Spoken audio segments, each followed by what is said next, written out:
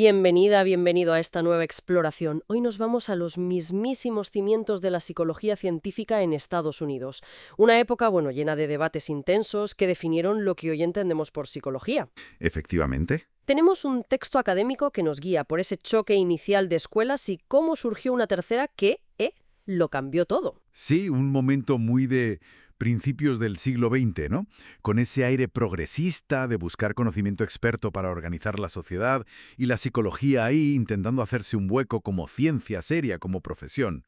No fue fácil. Para nada. Y la primera gran pelea, digamos, fue entre los que querían saber cómo es la mente, su estructura, y los que se preguntaban para qué sirve, su función. Titchener les puso nombre: estructuralismo y funcionalismo. Exacto. Edward Titchener, que venía de estudiar con Wundt, pero montó su propia versión. Él quería encontrar la estructura básica de la conciencia. Como los elementos químicos de la mente. Algo así. Sensaciones, imágenes, afectos. Usaba la introspección, pero una muy entrenada, muy de laboratorio. Y muy estricto. Solo mente adulta, humana, normal. Buscaba una ciencia pura, como la anatomía describe un cuerpo. ¿Y lo aplicado? ¿Ayudar a la gente? Nada, cero interés. Ni psicología infantil, ni animal, ni diferencias entre personas. Eso, para él, no era psicología científica. Punto. Qué curioso ese afán por delimitar tanto, ¿no? Casi excluyendo más que incluyendo. Totalmente. Y claro, esa introspección siempre fue el punto débil.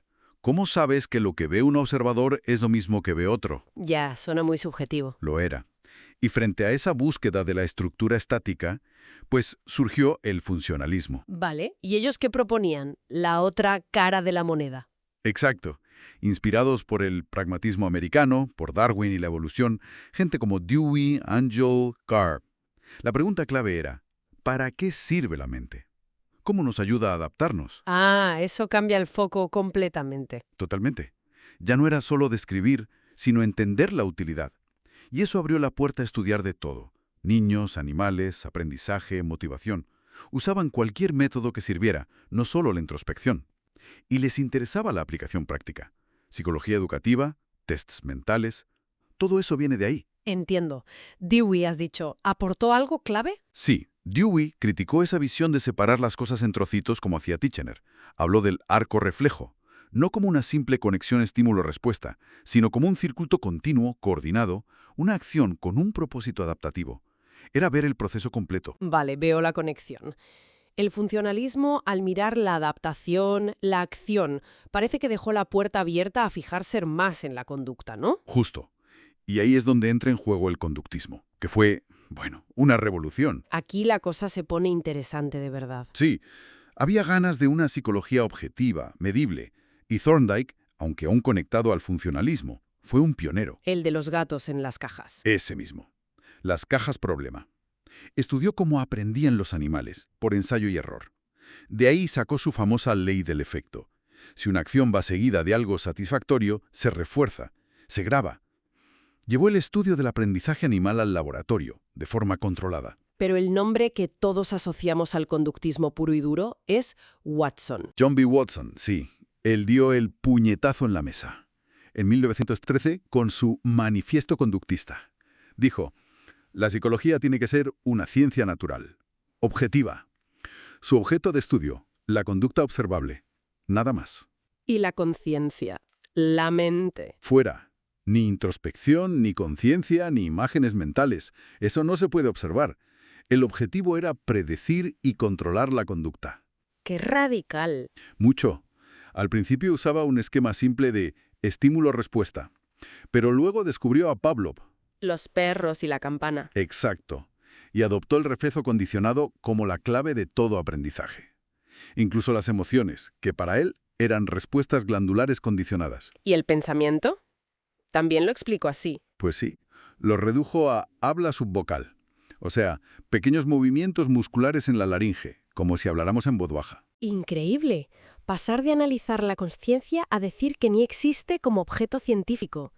Pero, el conductismo se quedó así de simple. No, evolucionó. Lo que llamamos neoconductismo. Ahí la cosa se complica un poco, pero se vuelve más sofisticada, digamos. A ver. Surgieron figuras como Edward Tolman. Él propuso un conductismo que llamó propositivo, Seguía estudiando la conducta, sí, pero decía que entre el estímulo y la respuesta pasaban cosas, variables internas, las llamó variables intervinientes. ¿Variables cómo? Pues como propósitos, expectativas, mapas cognitivos, representaciones mentales del entorno. O sea que Tolman estaba metiendo la mente otra vez por la ventana trasera del conductismo. Un poco sí. Su experimento del aprendizaje latente fue clave. Demostró que las ratas podían aprender un laberinto sin recibir recompensa, y solo lo demostraban cuando les interesaba. Distinguió entre aprender algo y ejecutarlo. No era tan simple como ER. Interesante. ¿Y había otras visiones dentro del neoconductismo? Sí. Su gran rival fue Clark Hull. Él también usó variables intervinientes, como la fuerza del hábito o el impulso, drive, pero las veía de forma mucho más mecánica, fisiológica. Nada de mapas mentales.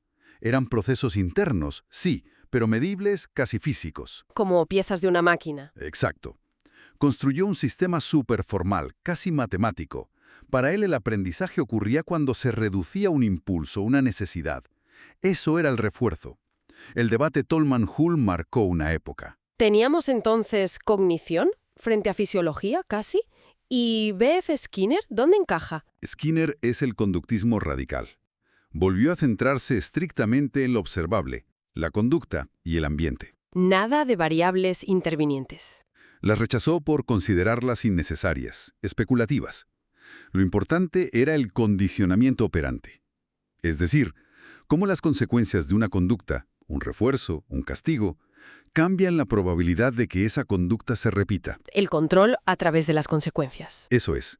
Buscaba una tecnología para predecir y controlar la conducta modificando el ambiente. No negaba a que pensáramos o sintiéramos, pero decía que eso no servía para hacer ciencia predictiva. Vaya viaje hemos hecho. De intentar mapear la conciencia con Titchener a entender su función adaptativa con los funcionalistas. Y de ahí a centrarnos casi exclusivamente en la conducta observable y cómo moldearla con Watson y Skinner. Sí, ha sido un recorrido intenso. Entonces, ¿qué nos llevamos de todo esto? Estas escuelas, con sus debates y descubrimientos, marcaron las preguntas, los métodos, el lenguaje de la psicología durante décadas, sobre todo en Estados Unidos. Sin duda. Y como reflexión final, quizás, es interesante ver cómo, aunque el conductismo triunfó por su promesa de objetividad y control, esas preguntas del funcionalismo sobre el para qué, o incluso las ideas de Tolman sobre procesos internos como los mapas cognitivos, en realidad nunca desaparecieron del todo. Quizás esa búsqueda, muy legítima, de rigor científico, llevó a dejar de lado temporalmente aspectos de la experiencia que la psicología tarde o temprano tenía que volver a mirar. Claro. Y nos deja una pregunta interesante, ¿no? ¿Puede una ciencia de la mente permitirse ignorar por completo a largo plazo la mente misma? Algo para darle una vuelta. Desde luego. Una pregunta con mucha tela. Muchísimas gracias por este análisis tan detallado. Un placer como siempre.